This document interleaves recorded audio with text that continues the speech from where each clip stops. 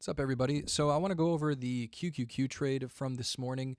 Runners, reached about 100% profit when we went into our target, but for the 1K account, we traded a small position in here.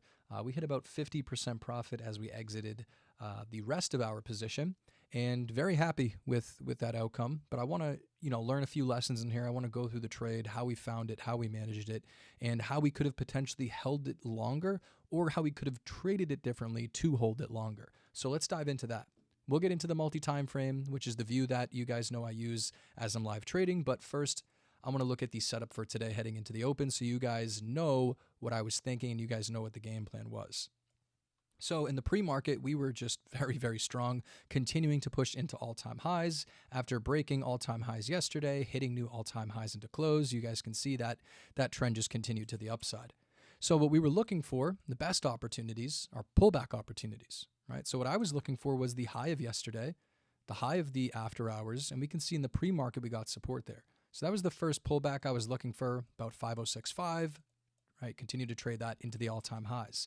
I was also looking for 505. We can see that be a resistance to support flip at the end of the day. A lot of volume coming off of that as well, but also the low of after hours trading, right? The low of pre-market before that gap up. So any type of pullback into 5065, into 505, even on the previous all-time high at 503.5, I was very interested in.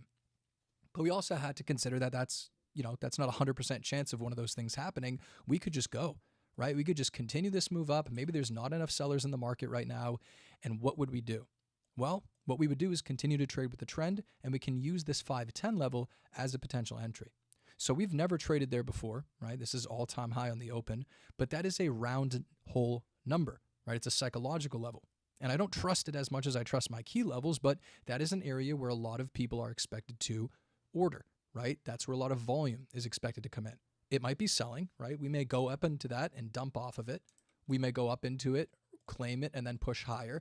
But the expectation is there should be some type of consolidation or build up there that can allow us to catch a trade and find an opportunity. Like I said, we don't know which direction that swing is going to come in. Maybe it's going to rip off of it. Maybe it's going to reject off of it. But trading off of 510, if the market was strong, was also a game plan. So let's actually get into this trade right here. So I'm going to zoom in to the 5 minute. As you can see, bottom right, I've got the 15 minute, and in the top, I have the 1 minute. So my main focus right here was following the trend. I see we have a strong trend on the 5 minute, on the 15 minute, and as you guys can see, I'm using the 9 and 21 EMAs. Those are my trend indicators, and I'm also going to show you how I can use them to understand momentum. So let's hit play, market opens, and let's get ready to get into that first trade. Big push on the open, a little retest, another pullback, another bounce. And you can see, what are we doing, right? Low of day was off of the trend on the 1 minute. The higher low is off of the trend, and we're just continuing to build up into that 510. So I am focusing on either a rejection from here. I'll wait for it to pull back, maybe into 5065 if we're lucky, and then we can go long. Or if whatever's happening here, this aggressive uptrend on the 1 minute, if that continues, we got to be open-minded to this thing not turning around at 510 and potentially moving higher into our next target at 513. So let's see what happens.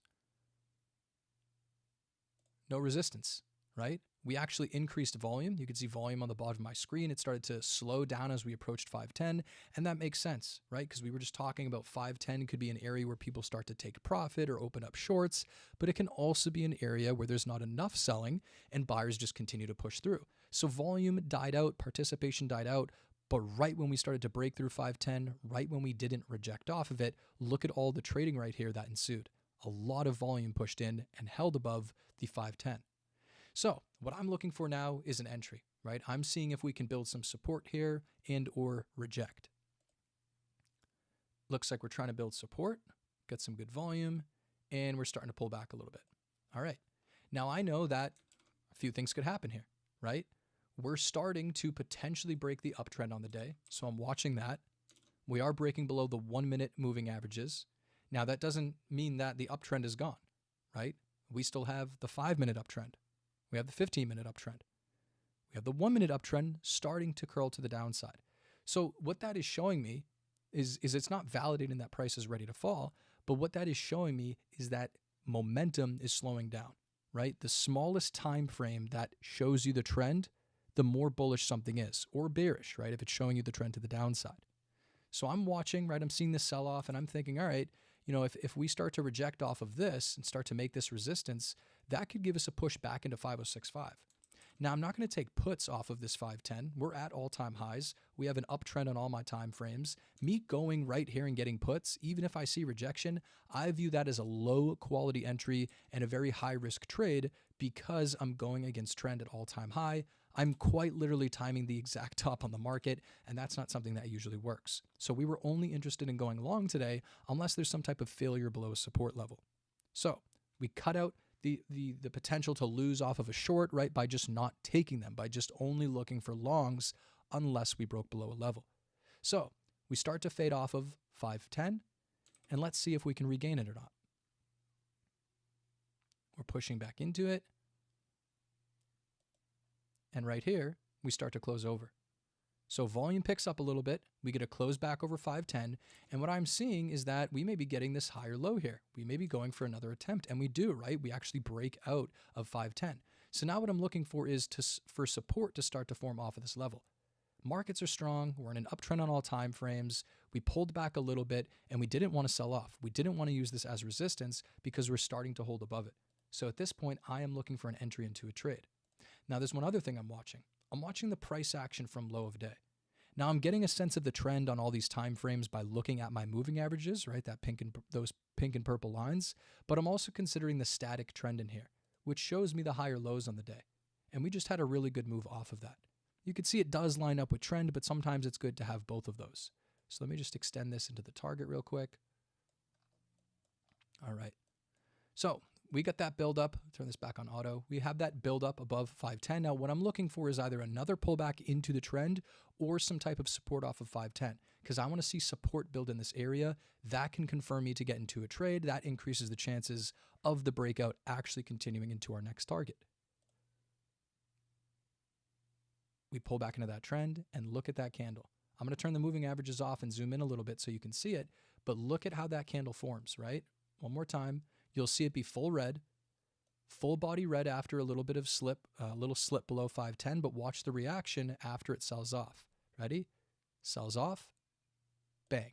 Bull hammer gets bought up, and then we push back above this point. So I entered on this bull hammer, right? We fell back into the trend, and we got the best of both worlds. We got a push off of the trend, a bull hammer candle, a higher low, and if you look at the close up here on this candle, we closed above 510. So when 955 pulled in, I got into my trade right there. So we're in the trade here. Our stop loss is below the recent low, right? I'm not putting it directly at 510, right? We going after trades with this strict of a stop loss, you're usually going to get stopped out. You guys know my saying, don't put your stop loss in the middle of traffic. Get it away from everybody else. Now, that doesn't mean put it down here and destroy your risk to reward or take on stupid risk, but use the chart, right? Tailor the stop loss to the trade setup. So what I'm looking at is this support that we found in here under 510, right? That's an intraday level where a lot of buyers showed up. We test it multiple times, and I'm letting this fall into that area as my stop loss. I also know that if we start to slip below the trend, we could start to break below trend, reject 510, and this trade could actually get invalidated and get, it could do things to get me out of the trade before we even hit that stop loss. So I'm using the trend, I'm using the level. In short, right, I'm using the entire chart. My stop loss is tailored because of the setup. Target is NASDAQ 21.2K. We did that in the pre-market. That's the 513 level. And what we're looking for now is uptrend continuation. So I'm watching my trend indicators on all time frames. Let me put them back on the 1 minute. Right? And now our job is what? Our job is to watch how price develops after we get into the trade. So I'm going to hit play. We start to push. And my game plan was some extension off of this uptrend into high of day. I want to be a seller when I extend from the uptrend, right? You do not want to have price pull against you. You see a red candle. You get afraid that your profit's going to be taken away. And then you panic out as you're pulling back, right? That's when your trade is cheaper. That's when you're at less of an advantage, right? So you do not want to be selling as you pull back into the trend because that's where buyers should show up. And if you trust this trend, which is why you're in the trade, then you should let the trend continue and you should sell into the expansion, right? You have A, B, C. you should be wanting to sell on C on this break to the upside. So we start pushing just a few minutes after we get into the trade, about 2 or 3 minutes right here. We sell the first at about 25% profit, right? Really quick jump off of this 510, almost pushing into 511. Now we continue to watch the trade. Let's see, you're pulling back into the 9 EMA, and what's the reaction in there, right? We're getting a little bit extended from the intraday trend, from low of day, that white trend that we have here, but you can see that the smaller time frame moving averages are keeping up with price. You could see how we pulled back into the 9 EMA on the 1 minute. I'm going to zoom in a little bit more and watch that candle. Just like the candles off of this trend, watch how we were full red at one point, right? You have that expansion. You have an indecision candle, and then watch this candle go full body red, so it looks like it's selling off. I'm sure it's faking a lot of people out, and then it bounces, right? We're patient. We're letting that candle close. So right here, bang, and a jump. And as you can see, what did we do? We continue to hold that 9 EMA. We continue to hold the uptrend. We continue to hold above 510. Just because you're getting red candles against you or the trade isn't going vertical into 100% profit doesn't mean that you should be, itching to get out of the trade. You need to be making the reward worth the risk. So we see another little bit of an extension right here. And we push a little bit higher. Now on this candle right here, this is where I took the rest of the trade off on the 1K challenge. Why did I do that? I did that because of a multitude of things, right? And this is going to be different every day. One, the broader indexes were sideways. They were chopping. I know we're trading QQQ, but I hold a lot of significance to the broader market. The S&P 500, reading how that's trading, that helps me a lot. Now, if I had 3 contracts in here, then I would have trimmed right here and left one to continue. But being in 2 contracts, having a smaller position size, having FOMC later, and already reaching 50% profit, I was perfectly fine with getting out at 50% profit. That's an exit that is higher than my average loser. And if I keep doing that, I know I'm going to keep my profitability with the strategy that I'm using. So I exited there. Now, if I was in 1 day till expiration or in more contracts on the 0 DTEs, I would be open to hold the trade. And that's actually what I did. If you take a look at the alert where I got out on the 1K, I said holding runners in the personal account, and in live trading, I made it very clear, if you're following the 1K challenge, we are completely out of that trade. But if you're, trading with bigger size or doing your own thing and following this alert, we're going to watch this trade develop as long as the trend holds, as long as we hold above that 510. So at this point, what we did was put the stop at entry, right? Don't have to get out of this trade until you hit the entry price. So let's continue to see what happened. We pulled back into trend, and we started to push right off of it. Nice. Now, wait a second. We're breaking the trend for the first time today. So let's get rid of it, right? We don't have to keep it. It's just noise at this point. Now, what else is happening here, right? Well, we had a rejection again from the high of day. So you weren't able to accomplish a higher high, which means the uptrend has slowed down, and you can see that of course, with the break of trend that we just showed, but also with the moving averages, how they're starting to curl to the downside, how you're actually getting candles closing below both of them for the first time today. Now, that doesn't mean that the chances of this going higher are gone, right? It's just that the momentum has decreased a little bit. So instead of the 1 minute, the most aggressive, view that I have slowing down, I still have the 5 minute in an uptrend, still have the 15 minute in an uptrend. So we can wait. Right? Especially if we're in 1 DTEs because we can withstand bigger moves against us. And especially if we're in more runners, right? Because we're okay with letting that trade move around a little bit. But this is a perfect example of being okay with the natural volatility of what you're trading.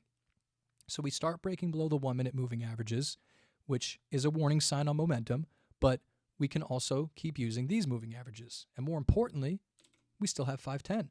That's the big kahuna right there. Right? The moving averages are showing us trend, they're showing us momentum, but the reason we're bullish is because of this. And we have to remind ourselves the core to our strategy, right? The key part of our analysis. So 510, as long as we're above that, we don't have much reason to get out of the trade. So let's see what happens here as we start to pull back.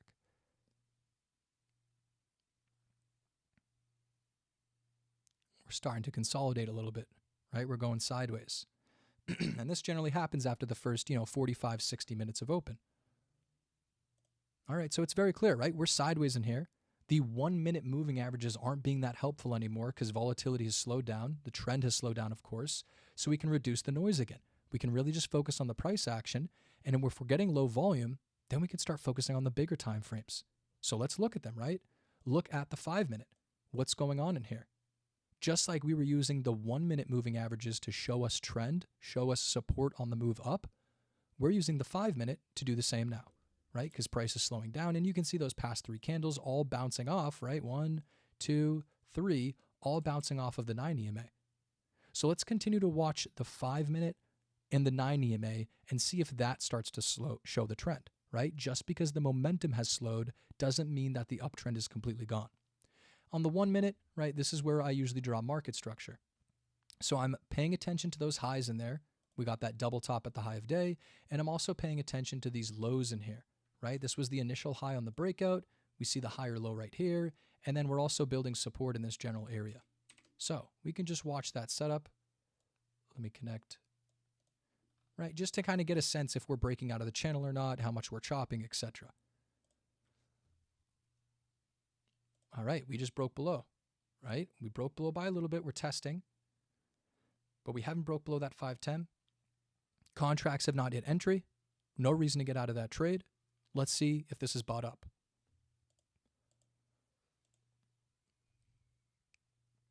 That gets bought up, right? A little push below, but if you're getting tunnel vision and making decisions on the 1 minute this late into the day, you're going to get faked out. Look at the 5 minute. We bounced back into the channel. Look at the 15 minute. It's having a wick. So you're only having the 1 minute giving you a warning sign, but it's a warning sign, right? It's not a definite get out of this trade. This thing is completely done because we know, like I said, the big kahuna, that level, that 510, that is what really matters. And if worse comes to worse, we've got that stop at entry, right? We're perfectly fine. So if we're in 0 DTs, right, let's let that runner try to develop a little bit more. And if we're in 1 day till expiration, then we should be even more confident because the sideways price action that we're getting, or even a move against us if we get it right into 510, the more expiration you have, right, like the 1 DTE compared to the 0 day till expiration, the moves against you are going to impact your contracts less. So let's just see what happens. Bang. Nice push to the upside. It looks like we're respecting the top of that channel again, so still respecting this market structure on the day. Yeah, we definitely are, right? Look at the lows that are coming in. All right, now we're starting to break out. And look at the volume, right? When does trading pick up? You guys can see it picks up exactly on that breakout. Volume was very low because the market started to consolidate, less participation if a trend isn't holding. And then when we start to break out, traders understand that that breakout's happening and they are getting into positions, right? Whether they're selling off their profits because they were waiting for a new high, or whether they're buying in because they're a breakout, there is volume in here, right? There's trading in here. So we see that volume on the breakout. We continue to watch the price action. And we have that push into about 512. Now, this is where I got out of my runners after the 1K. This was at about 65% profit. But let me show you how you could have held this into 100% profit. Let's say that we continue to let this trade develop as long as the 9 EMA on the 5 minute shows us trend. So we can get rid of this since we've broken out of it. There we go. And we can watch the 9 EMA. Look at the candles off of the 9 EMA today, right? Very clearly showing you the trend, showing you support, and no reason to fully get out of the trade. We continue to wait.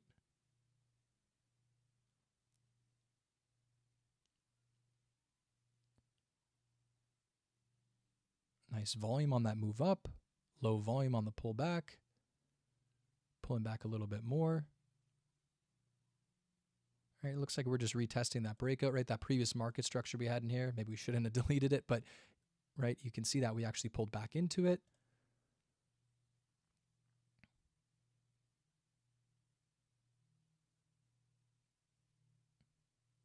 All right, never really broken held into that market structure. We actually used the area that was acting as resistance. And after we broke out of it, what did we do, right? We used that area as a support. We built support off of that intraday resistance. And watch the 5 minute. Look at how price pulled back into it and we're buying off of it. So you're getting those higher lows. You should be being patient for the higher highs and the uptrend continuation. A little bit more time pass. We could speed this up. It's going to hit any moment, but just speeding it up. and eventually going right into, come on, give it to me. There we go. Going right into 513, right off of our target. And if we fast forward throughout the day to present time, that is the highest we went. So analysis was great. Target was great. Hopefully you guys got some value out of understanding moving averages and how realizing that just because the 1 minute breaks down, that doesn't mean that this thing is done for, right? Different time frames exist than the one that we're looking at. So it's good to have multiple perspectives. It's good to consider momentum with trend. That's something that's very helpful. And there's two ways that you can hold those trades longer. You can look at the different time frames and give it more space, more room for that volatility to work itself out. Or if you can't handle that volatility, reduce it by buying 1 day till expiration or further out. That's about it, guys. Hopefully you learned something. Like I said, got some value. I'll see you later.